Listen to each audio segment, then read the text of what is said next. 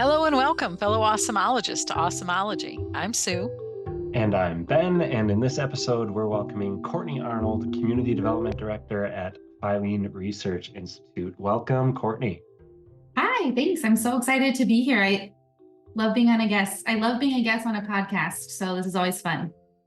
Awesome. And you did your hair, and it's an audio podcast. I did my hair, and I did the dishes. And you did the dishes, and that is so good.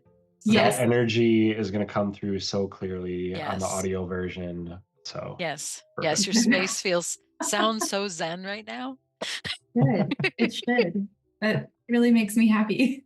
Well, we're excited to have you here. You have been on our list of people to reach out to for a while Long. because we love you. So welcome, finally. So glad that we got to connect. Let's start by having you tell our listeners what the Filene Research Institute is, what you do there. Just give us that background to get us ready to go. Sure. So Filene Research Institute is a nonprofit research think tank. That is like the really quick, highest level view, if you could think about it. But we break that into a few different areas in which we really work to support credit unions. One of those is research. So we have centers where we employ some really terrific fellows that are the experts in the related fields like diversity, equity, inclusion, leadership and governance, credit union of the future. Those are just a few. But we also really focus on taking that research and bringing it to life. So how are we able to do that? Through testing new products, by connecting with different tech companies, putting new technology into the hands of credit unions to allow their members to actually play with new things, and then get feedback from those members to determine, is this something that's going to be feasible and viable for our credit unions? And then we also have our communities, which are incredibly rich, with humans all the way from, frontline staff all the way up to the CEO, executive suite. And then last, we do commission research. So customized, focused, deep dives into areas that your credit union might think is really important, whatever that might be, related to the things that we do and those centers that I mentioned. And we also do innovation training. So a lot of cool stuff.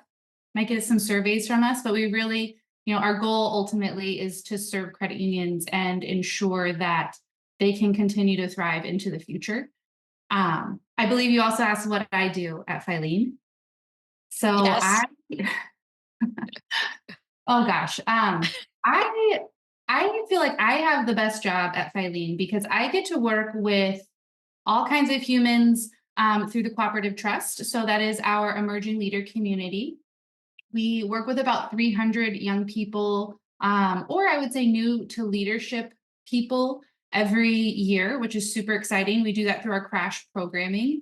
And then I also have the exciting role of working in our advisory services, where I work with credit unions to help teach them our innovation method. So some of those things that I spoke about where we're testing new products, I get to go to different credit unions and different organizations and help teach them problem-solving methodology, so that way they can bring some more innovative ideas to their organizations. That does sound like a great job. It's pretty exciting. Yeah. You've got a couple things going on as part of that job. Only a couple. Right. Yeah. So for Sue and I are both familiar with the crash program, but for listeners that maybe aren't, tell us about the crash program. Yeah, so the crash program started actually, it is our 15th birthday this year. What? I know. My goodness. Side note, Ben was a mentor for Crash the GAC in 2022. 2020. 2020. Oh my God. It was like a month before the world fell apart. Right. Well, that's probably why I got the year wrong, because that whole year is probably like blanked from my memory. Mm-hmm. Yep. Anyway. Same. So Ben was a mentor in 2020, but we're celebrating our 15th anniversary. So the Cooperative Trust started out of really just noticing at one of the largest conferences in the nation that there was lack of diversity, specifically with young voices, um, men, women, people of color, just really not being at the table. And so this was in 2009, 2010, we came back and we actually crashed. I was not part of that inaugural crash, but we actually crashed the governmental affairs conference. And then a year later, crash sort of became more of a thing where we were not necessarily uninvited and showing up. We were invited, but still being incredibly purposeful. And so we really honor that tradition. We work with different organizations to bring emerging talent to their conferences, to their events. We provide really great programming that's geared toward whatever that event is. So if it's a payments event, it's really geared toward payments and innovation. If it's GAC, for instance, it's really geared toward leadership and advocacy. But really the purpose is to connect these young folks, these new leaders, to each other, as well as to some of the thought leaders in the space. It's really powerful. It's wild. The people got tattoos this year. It was For crazy. real? That's Yes. fantastic. Awesome. Yeah. I love it. I was not one of them, but Yeah. Yeah. That's really cool. And having been a part of Crash the GAC, I can totally understand why people would. So, as surprised as I might be, I get it. Um, yeah, exactly. Same, yeah. same. Yeah. And I'm Yeah. glad that you spent a little time, a little extra time talking about the Crash program because my next question for you is to kind of lead us down the road about your journey working for Filene and how you got there. And I luckily have gotten to know you well over the years that I know that your crash experience at least had something to do with it. Oh yeah. So tell us more about that. Oh gosh, yes. I love this story. I don't get to tell it as often anymore, and maybe I should rethink that. Um, I was working in a contact center in a credit union in Southern California, which I love that credit union, still a member. Um, and I was nominated within my organization to interview to see if I could potentially apply to crash this event that I had never heard of before. So there was all of these like layers and things that were really weird and things that I had no idea what they were talking about. But getting additional details, basically what got from this email is, hey, we're going to interview you. We may choose you to potentially go to this event in Washington, D.C. that's related to advocacy. And I was like, oh my gosh, this is exciting because back when I was like 13, 12, eighth grade, I wanted to be the president of the United States. That has since changed. But what was really exciting is I saw this as an opportunity to actually go to Washington, D.C. And be able to participate in like the democratic process. And so for me, I was really, really excited by that. So I interviewed with the credit union, and shockingly to me, they chose me to apply. So I go ahead, and on the very last day that the application is due, and I say this very specifically because if there's anyone listening that has applied to Crash, I also waited until the very last day to submit my application. This was before COVID, so I actually showed up to the office with a raging fever and a runny nose. I was awfully sick, like we used to do that back in the day. Um, and I recorded my video. It was very stuffy. Um, Anywho, I will just kind of flash forward because obviously they chose me. But what was really, I think, special, a few things that I took away from this. One, I had been working at the credit union at that point for almost 6.5 years. So I wasn't totally a novice. I had been in the financial services space prior to that as well. But I was still a young person. So that was one thing. The second thing that was really interesting is my credit union put a lot of time and effort into development and training. But what was unknown to me when I got to the GAC was like credit union service organizations, like Exclamation, for example. Like, what is that? Like, I didn't even know what that was. And so when I walked into the expo hall, when I like the list of speakers coming in, not even like people trying to sell you stuff, but like CUNA, now America's Credit Unions at the time, like the foundation, like all of these things were just new concepts and ideas. And so my world was just sort of like blown open with possibility. Um, and I had always wanted to like travel and like do something like on a bigger scale. And so when I came back after I crashed, one, I told my ex-husband that I think we had to move to Wisconsin. I am from Southern California. And then I also told my boss that I really think that I want my next job to be something where I go places, talk to people, have whiteboard for walls, and just kind of like help people think of ideas. And remind you, like I worked in a contact center, and he looked at me, he was like, Courtney, can't I can't do that. And I'm like, I know. But that's like, if you ask me what I want to do, that's what I want to do. And so then it just became um, really a conversation of like, how do I want to develop myself to get into a position where that's possible, while still being a good team member. So I could still get opportunities. Anyway, so that's really how I got my start at Filene. It was through having really honest, transparent conversations. Um, Creating different opportunities along the way that I can talk a little bit about, that really teed me up for the job at Filene. And then I applied for like 2 roles at Filene before they hired me. And the second time around, they wouldn't have known all the things that I had been working on either. But I sent them an email, the hiring manager, and I was like, hey, just so you know, like these are the things that I did since we last met. And it'd been like 3 months. Like, how would they know any of that stuff, you know? Mm. And that's really what sold me getting the job. Like, she straight up told me, she was like, I got that email, and I was like, oh, okay. Yeah. So sometimes you really do have to slide into the DM, you know? Right. Heck yeah. Yeah. Although this That case, it was email. It was not. right. Right. Yeah. I love all of that. I mean, both like the significance of a good, transparent conversation, which can be Yeah, super uncomfortable, like telling your boss or supervisor or whatever, like, hey, the kind of job I want is probably one that isn't here. And I yeah, think like a leader that cares about their people, while it's maybe not always awesome to hear stuff like that, um, if you care about your people and you want them to be the best versions of themselves and be happy and beyond doing whatever makes them happiest, like you want to know that stuff. So I yeah. think that's great. Kudos to you. Kudos to them for being open to it. And then yeah, the whole, like, kind of, like, self-assignment to do some extra work between one Yes, interview and the next to put yourself in a position to succeed. I mean, that doesn't get enough credit because I think it can be maybe looked at as a time waste, like, "Why would I do that? I don't even know if it's gonna help."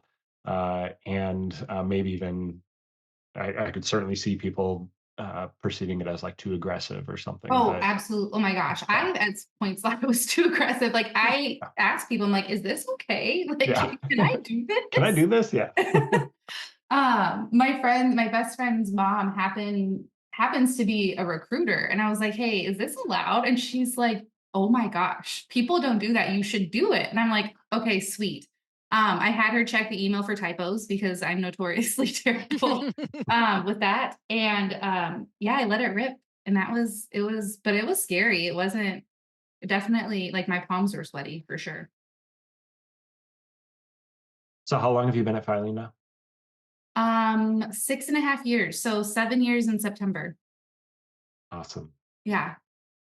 Well, Which is before Sue dives in, because I know she's got a question burning, tell us a little bit about your journey at Filene. What role did you come into, and where are you now? And sure. maybe tease us with Yes. what happened along the way. Oh my gosh. So I have had such an interesting journey at Filene, and it has genuinely shaped me into the leader that I am. I think the experiences that I'm able to create. And it's really just been through the reach and the connection of the people that I've been able to meet. So when I came to start working at Filene, I was working in what they called impact. And so that's where we would go out, we would do, member journey work, we would do innovation programming, advisory speaking. services, those kinds of things. So I was really going out supporting credit unions, doing a lot of member journey work. So focusing on, debit and fraud processes, member onboarding processes, um, the mortgage process, indirect lending, like all those things that I could really touch very directly because I worked with members in a contact center on all of those things. So that was super exciting. Doing a lot of innovation programming, similar to what I'm doing currently. And, you know, filing shifted and things moved. And so then I had the incredible and exciting honor of leading Filene's I3 community, which is where I met Ben. So I did that for a little while. Helped support our events, which was a whole brand new, my gosh, event planning. All you event planners out there, Yeah. Lots of honestly, love. kudos. Yeah. Yeah, that my body was not made for that kind of stress. Anyway, so did some event planning. That was super fun. And then the opportunity came available to lead the cooperative trust. And I sort of jumped on it. It was something that I really always wanted to do. But that, again, that was one of those situations where it wasn't necessarily at the role where I was. So I had to create it, not create it, but I was given the runway to level up that position, which was really exciting. And now I am also in a position where I get to do that. I've been doing the cooperative trust now since 2019. And it still fills my cup. And I'm also starting to see where, it's important to, as a leader, it's really important to recognize, like, when is it time for me to step away? And like, so often we hear young people, like, I hear this often is like, well, there's all these leaders in the C-suite and they're all in these executive positions and they're not going anywhere. And they're not necessarily wrong. Like, why would people leave a job, especially if they like it and they're good at it? I get that. Um, and sometimes, like, there are opportunities where leaders can say, oh, you know what? It is time for me to let some new blood come in here. And so, those are some things that I often think about with the cooperative trust, especially. But I also do love getting to work with credit unions doing that innovation. That innovation work is also super, super exciting. So that's what I'm doing now. A Yeah. little bit of the same, but different. Yeah. Awesome. Yeah. Yeah. So you and I met when I was in the WILD program, which is the Yes. Wisconsin Innovation Local Development. And yes, I did look it up and write it down so I would say all of the words right. And you mentioned crashing the GAC and some of these other programs, and I think really for me, WILD is a great example of how people working in the credit union movement collaborate to make really remarkable things. And I think in a way that maybe people in other industries would find surprising Yeah. that the cooperation and collaboration is something that I have really valued, in my credit union career. So I am curious, you talked about doing these innovation programs. That's certainly one because that's how I met you, that you were involved in. So what are things that you have seen come out of those innovation programs that really blew your mind? What are some examples? Oh, um, so it's funny that you asked that question. There's a few things that have come out that I'm like, wow, that's really awesome. Um, Oftentimes, though, what I find that I love the most is not necessarily the product or the solution, but it's the how people work through problems that I love to see. Because it's really hard and it's really frustrating I mean, actually, I got a list. I gathered every innovation group that I have participated in. It's been 166 people, Wow. which I know, right? I was like, wow, that's crazy.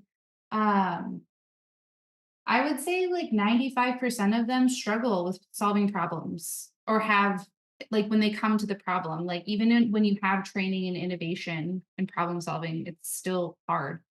Um, and so I think that's what I love the most. And so when people are like, oh my God, went through all this time and all this effort, and then we Googled it and this exists. And people like their eyeballs get like so big and they're like, oh Mhm, my God, we failed. And I think that it's really interesting to think about failure and the ways that people react and the way what they think is was failure. To me, I'm like, that's great. You learned something really important. And how much money did you spend? Oh, nothing? Yeah. Even better. Right. And don't you think it mhm, would be really important for other credit unions to know that there's something out there that they don't have to create on their own? And so being able to reframe, like, I don't even want to say, like, I hate to say it, failure, being able to reframe those into just like, this is actually just a redirection and it's mhm, really good data for us to know is awesome. But actual like things and stuff, um, oddly enough, Ben, we didn't meet in I3. We met at we met in 2017 Wild. Wisconsin Yeah. Innovation Group Yeah. with that, which I'm just now remembering. So this is really Yeah. funny. Um, the dream box was very ahead of its time. So I say that because this was one of Ben's ideas. And I've actually, people have come up with like, they're starting to come up with new versions of subscriptions and using data to send people stuff and do different things. And I'm like, wow, this is really funny. That was really like foreshadowing of the time. And so whenever anybody is like going through like this data and we want to know our members better, I'm like, oh, you should take a look at this idea. So I've actually sent that to a few groups recently. Another one from that 2017 group year is Title Genie. That one is also very Mhm. specific to Wisconsin. That one still comes up a lot too, because I don't think we've figured that out yet as a state. Um, some really interesting stuff has come out of the Cornerstone region related to subscription accounts. Same thing with the Iowa Innovation Group. They had a really great project in 2023, 2022, that was focused on providing like an account that really supported people in building wealth, which was seemed really desirable for folks. So a lot of like really cool things that I think that honestly, they're cool and they're kind of ahead of their time. A lot of them are not ready to be implemented, but these are ideas that are like, could we take this a little bit further and what could that potentially look like? And I just think that that's pretty darn exciting. So I Yeah. hope that answered your question. that did definitely answer my Okay, question. sweet. I'm really happy that you gave the examples that you gave. One, of course, because one of them was my team's project.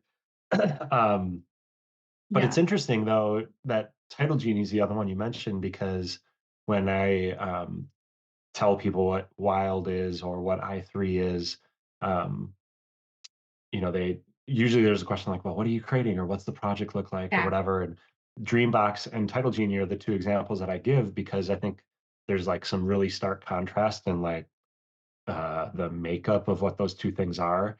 Dreambox being this like very big idea yeah. with like a ton of data and physical stuff being distributed and like everything that would go into that thing actually being real. It would be absolutely ginormous Yes. But to cool. pull Nonetheless. off, but cool, right? Yeah, cool.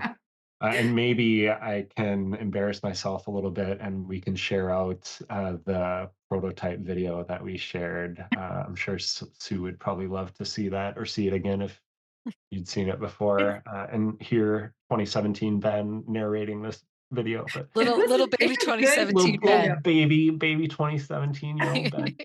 Um, but then Title Genie, really at its core is a form, right? Like a Oh piece of yeah, paper super to help simple. make the used car title transfer process easier and better in a state Yeah. where it's a little tricky, right? So like I think that's what I give those two examples because I think and this, Courtney, I think a lot of times in Wild and I3, like a lot of people try to develop something super big and technical, like an app Yes. or something like Dreambox, which is, great, like awesome ideas and stuff, but, how possible are they? I don't know.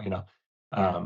And that can be really intimidating and people might feel like they don't have the skills or the knowledge or whatever to develop something like that when Mhm. you might learn something about yourself like I did, like, oh, actually ideas like that can come out of me But also, like, it doesn't have to be ideas like that. It can be something as simple as how do we properly transfer a title from one car owner to Mhm. the other, and Yes. I think that's the beauty of innovation too, is like Mhm. sometimes innovation is so dang simple and sitting there looking at us in the face, just waiting for us to take something and do something with it. You know what I mean? And we put this like weird pressure on ourselves to have it be like a financial product. Yeah. I'm Right. like, it doesn't have to be a product. Like, and then, you know, there's so many other examples how like you can be innovative, create deep member loyalty where you're not even using a member product to do that, like through community engagement. And there's all kinds of examples of why that's important. But like to your point, Ben, like Title Genie was a PDF that you could embed into your core that sort of helped to streamline the title process, which sucks for everyone. Yeah. Right. Um, like, it's just sometimes it's the simplest, dumbest things that are like, "Wait, why are we doing it this way? Like, why are we making this so much harder, um, on ourselves?" And it's really funny, I'm just gonna call out might be, like, kind of controversial, oh my gosh. Oh, Oh, please Controversial opinions. be Uh, controversial. like you think about financial education as like, financial wellness, like, what as a whole. There's so many programs, there's so many resources, there's tools. Most organizations, well, I shouldn't say that. Some don't. Some organizations offer them, some don't offer them. You can Google a lot of things. There's all kinds of ways that you can learn financial wellness, but there's still gaps in financial competency. There's still things that people don't know. Like I work in the financial services space and there's like I can't say that I'm an expert. Um I can say there's certain things I'm comfortable with and certain things that I'm not comfortable with. And, we want to develop all these apps and like all the like, oh, this financial program here. And it's like, but they exist. So like, why aren't they Mhm. working? Like, can't we measure that? Like, can't we figure out where there's gaps there? Anyway, so there's like to your point, there's also so much out there. Like new and novel is exciting, but there's like we're swimming in all of this stuff. And like sometimes we don't know what to do with it all. I am so glad you got controversial because as you were talking about, that process of maybe some people end up going through the ideation process and decide to make something that exists. I think the most interesting thing about that could be having the discussion of, well, this exists. Why didn't we know it? Why aren't people using it? Why is that? What is the gap there? And how do we innovate around that gap? It's In, so true.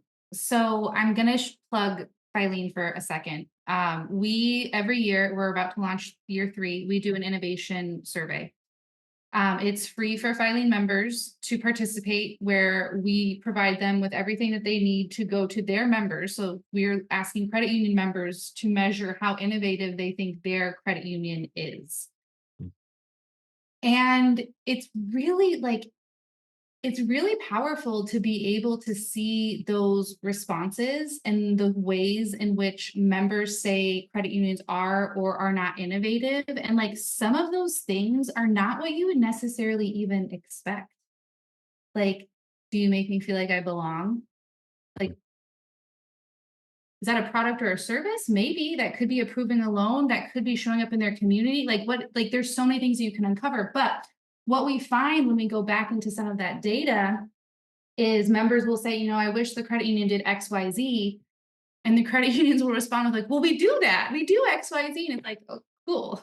yeah. Obviously they don't know because, they're telling you that you don't do that. So to your point, Sue, like that happens all the time. Like we have cool things, we do awesome stuff, but we don't talk about it or we don't share it in a way that people know or it's not easily accessible. I don't know. If we figured this out, we yeah. probably could turn everything into gold too. Boy, I hope so. It's funny you say that because Ben and I are working on a focus group for a client, and that is exactly a question. It's a big part of the questions that we are going to pose to the people in the focus group because part of our initial research was asking them what can credit unions offer, and there was a big gap between what credit unions can offer and what these people knew credit unions could offer. Yeah. Uh, there another interesting. I can't get over this. Yeah. So the initial survey went to all credit union members. Went to it was the group was all credit union members, right? And the one of the questions was, have are you now or have you ever been a member of a credit union? And 4% of them said no. Hmm.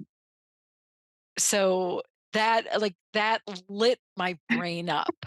Say, what is going on there? Did they get a loan through Cuddle? I don't No. it remains to be seen Interesting. Yeah. why. So those kinds of gaps of the information's there. So what are we doing Yeah. wrong? Yeah. How do we connect you to those things? And Yeah. the only way to find out is to ask them where they would get the information. Yeah. And like really just see where they're getting the information currently. Like where Mhm. is it coming up now? Um, and just really kind of like honoring that. And it's different for different people. And I don't know, like, I guess this is going to be like controversial statement number two. Sometimes it just really doesn't Sweet. matter how much information you give someone. They don't have enough money. They don't have enough money. Like, Mhm. you can't Yeah. educate money into someone's bank account. That's just not how it Right. works. Yeah. You know, you can help them find jobs, you can help them find side hustle, whatever. But like there's only so much people can do too at the end of the day with capacity. So I think it's Yeah. like a human problem. So true. It went really dark. That's okay. Hey, maybe, but very real.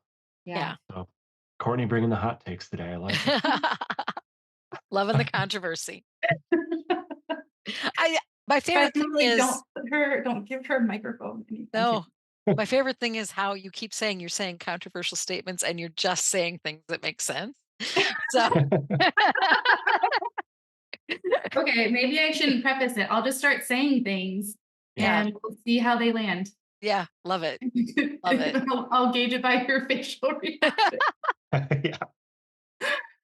Okay, All that's right, fun. Courtney. Well, shifting gears from talking about some big projects through cool programs like I3 and Wild and stuff to a big project that we're working on this year, which is writing a book. Maybe you've heard this, maybe not, but we're writing a book about purpose and marketing. And we're asking a bunch of our guests some questions to help give us inspiration, keep us fueled along the way. Yeah. So, what would you say is your purpose for doing what you do? And you can share anything, how your purpose maybe changed or grown. Um, from the heart, Courtney, what you got? Yeah, I mean, that's what you're gonna get no matter what. So, um, it's really interesting. I think like go a couple different ways. One, like my purpose is to help people feel like they belong. I think everyone can relate to what that feels like for in any sort of like capacity. And I think especially as we think about like business, credit unions, like financial services, there's such an opportunity to include people, especially because if we want our credit unions to continue, um, the voices that are not at the table are the ones that like we should be listening to. So that is really like my purpose. Um, and I get to do that through like even the innovation work, the cooperative trust work. Um, I get to do that not every day, but pretty much a lot. Often. Like that's what I try to enable. Um, yeah, I feel like there was something else I was gonna say, but I remember. Okay. So, if you this is really funny because when I crashed the GAC, people are like, "It's gonna change your life." And I'm like, "Haha, that's so silly." And it's wild because I totally ugly face cried. I moved from Southern California to Wisconsin, like absolutely without a doubt life-changing. People report that often. So I'm not just saying that, like people tell me that in the feedback. Um, all that to say, it's weird when people like tattoo stuff like on their bodies, like Harley Davidson, like Coca-Cola, I don't know, Apple, like so bizarre. We had two crashers get tattoos. I wish I could say I wish that I could say it was our logo for the cooperative trust or Filene. It wasn't. But this is where I feel like if you think about like I've been like really thinking about this idea of serendipity and experience and like there is research behind the science of serendipity and creating these moments where people are so moved that their life is changed and like how you might do that. It is possible. Like people can actually do that stuff. Still in like 2024 time. This like and we had two crashers get a tattoo like 3 days after crash the GAC.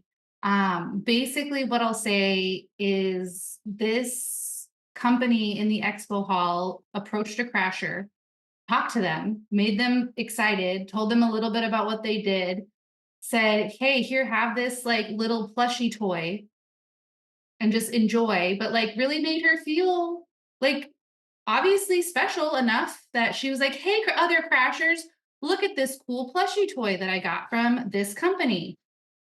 And what do you think they all did? They went down to that booth. They all picked Mhm. up the plushie toy I have on my couch right here. That's Um, adorable. yeah, it's super cute.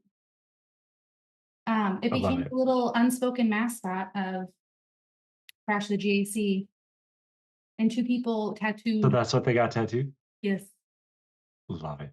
yeah.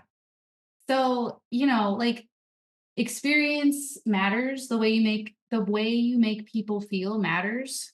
Um, like all of that is not just like things of the past, things that we shouldn't Mm. forget about, like things that like, oh, I don't know, like whatever sort of like jaded feeling you might have toward creating an experience for people using your like what makes your organization unique. Like that's really special. So I would say lean into that. And I'm not a marketing expert, but dang, Yeah, like but you've got a big heart, and I love everything that you shared. One, because now I just have all the confirmation in the world that we need plush toys to give out to I people. know, So honestly, I that's was Yeah. on the thinking like, list. should we get Yeah. a plush asterisk? Like, Yeah, Yes. definitely you should.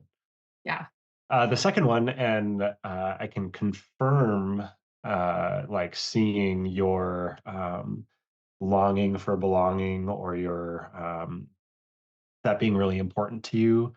I've seen that in action as part of the crasher selection process, which I was blessed to be a part of in the year that I mentored. Because I mean, not only you, I don't mean to give you too much credit, Courtney. There was a great group of people in that room, I but cannot do it alone.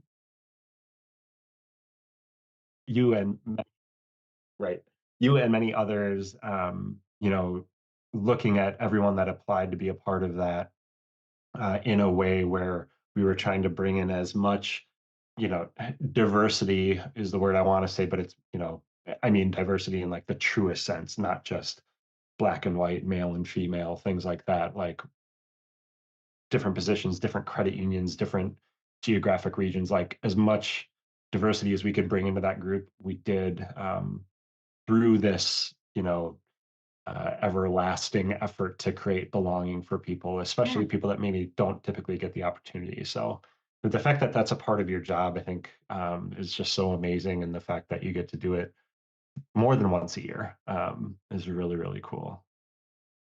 it's really funny. I get so tired leading up to it, and then I get there, and I'm still a little bit tired. Like I'm not as young as I once was. But man, it's so energizing. It's so energizing to be part of it. It's really I am incredibly grateful. It's really special. Yeah. So I'm glad you're a part of it too. I really I say it I mean when I say it's not something that I can do by myself. It takes a lot of people who believe in it as well. So Happy to have played a teeny tiny role in it. yes. Well, speaking of uh, activating people who believe in things. We should get toward the wrap up here, but how can people learn more about Filene? What other things would you like people to get connected to? Maybe the Crasher program, maybe some Yes. other things? Yeah. So head to filene.org and create an account. If you are a member, you can just create one with your credit union email address. If you're not a member, just head there and check it out. See, just poke around, see what you have available to you. There are some reports that are open access. Um, you can also peruse the cooperative trust from filene.org. So take a look at that. We do have a crash that we're currently recruiting for. It's Crash DCUC. So if you head to our website, that will be there as well. Um, and just check out other programs. I always like to give shout outs to um, other just groups that I've seen that's really engaged people. So like Y Cup is really awesome. So if you're looking to engage folks on an international level, I always say get involved with Y Cup, and through that Global Women's Leadership Network, super great. CU Pride is amazing. African American Credit Union Coalition is always great. They have great educational content as well. Um, America's credit unions, especially with the merger, their content is also, I don't want to like speak for them, but like my understanding, their content is also expanding. So like check out what you have access to now with them. And NAFQ had an incredible library on risk and compliance, if I'm not mistaken. Hmm. Um, so there's so many resources out there for all of you.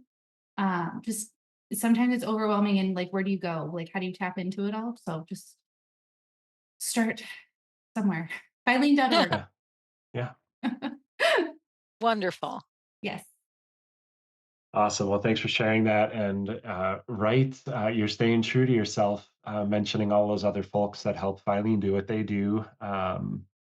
Because just like identifying who the next group of crashers are going to be, that's work that you need support from. And Filene and credit unions and CUSOs, we get a ton of support from all those Yeah. organizations that you mentioned too. So They're all really great. The foundation. Oh my gosh, I can't believe I did. yeah, didn't even mention the foundation, right? Yeah, DE. yeah, Do yeah. it. All right. Well, let's transition to our something awesome segment where we share recommendations for great content, cool experiences, just general awesomeness that we want to share with the world. I'll kick it off as I always do, and I am so happily sharing a link to an article from The Guardian that talks about the ratings for the NCAA men's and women's basketball tournaments and the fact that the women's tournament outrated the men's tournament this year. Lots Yes. of buzz around teams like Iowa and UConn and folks like Caitlin Clark and many others that brought a ton of energy. It was really cool. I was watching, I think it was the Final Four matchup between, I don't know, whoever Iowa was playing, and they showed the last matchup between Iowa and UConn, which was 2021, so the first tournament after COVID. So, like, first off, first tournament after COVID, so they had some circumstances going against them there, but like hardly anybody in the stands. Just like quiet and awkward atmosphere for a basketball game, and this was not that long ago, and now like sold out stadiums, Yeah. 19 million people watching on TV, like the incredible growth and scale and like engagement from the country with women's college basketball, I think is just absolutely amazing. And I think it's like great for everyone.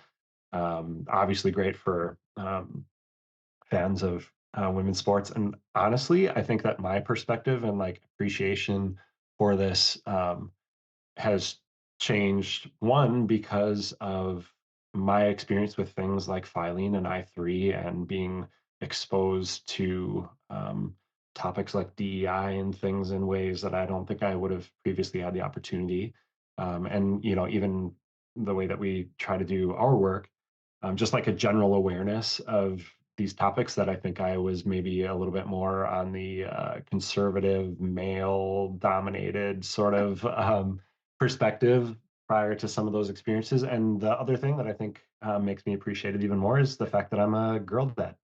I got a 2-year-old daughter at home, and so thinking about like what her life experiences will be like to know that like things like women's basketball, but so many other things, even outside of sports, are finally getting like the attention that they deserve.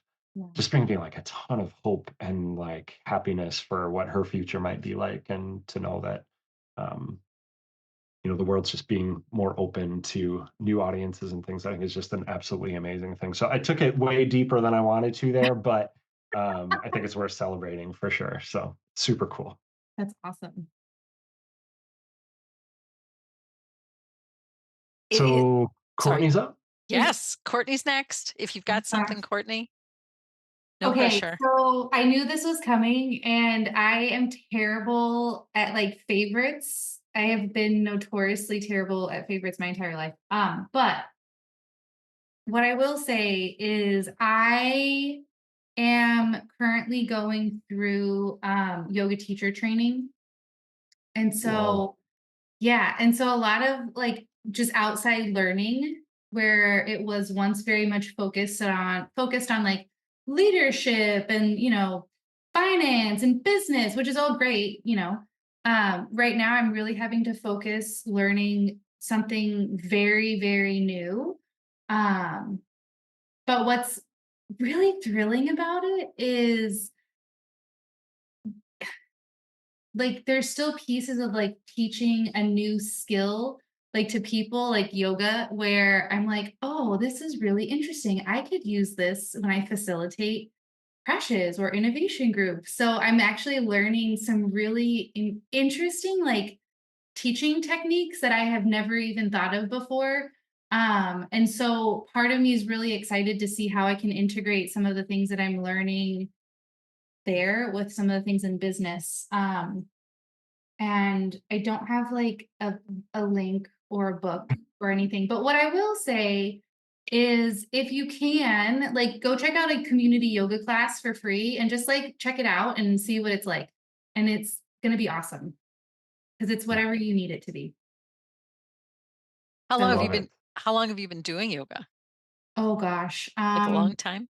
I took my first, so it was really funny. I took my first class. It was for college credit. I did not enjoy the experience at all. I took my first class in like 2008.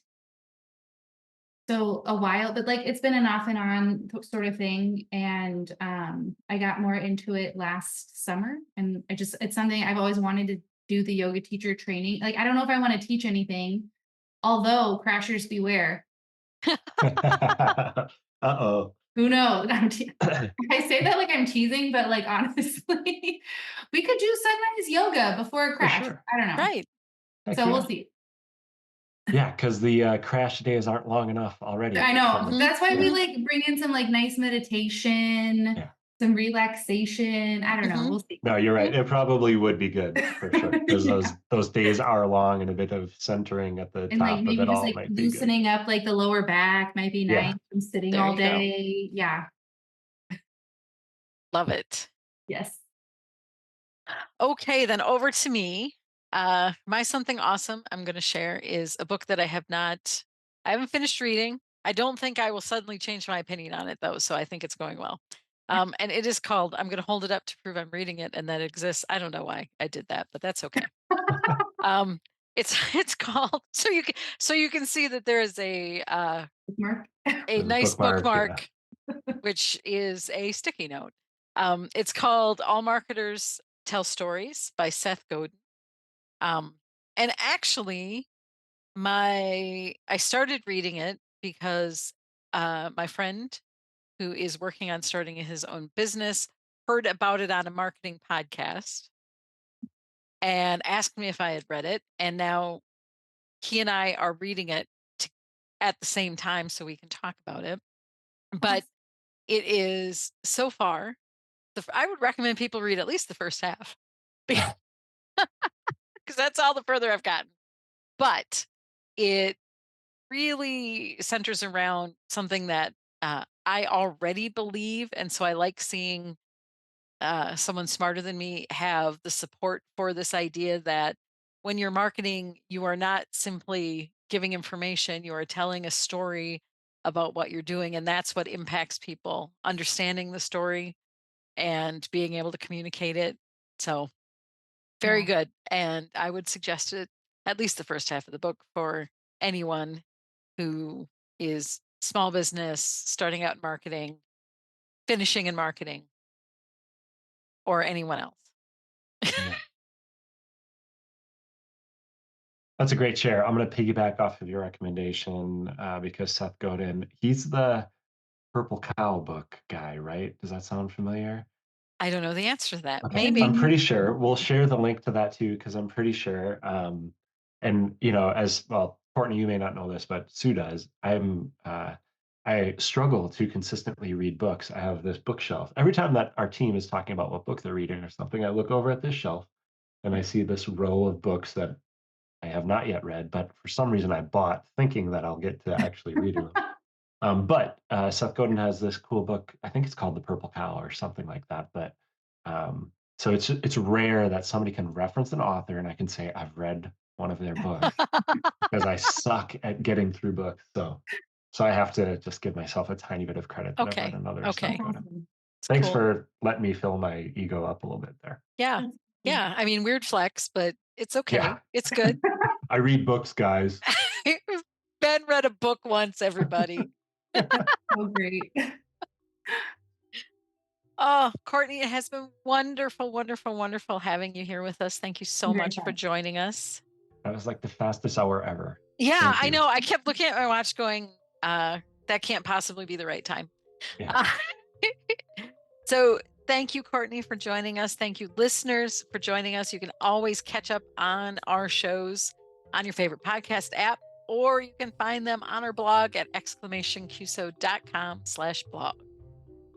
Thanks again, Courtney. My pleasure. Thanks, friends, for tuning in. Be awesome. We'll see you next time. The Osmology Podcast is a production of Exclamation Services. Thanks to Nick Mulliver for sound production and Kylie Ganther for our cover artwork. Executive producers are me, Ben Bauer, and my friend Suzanne Campbell.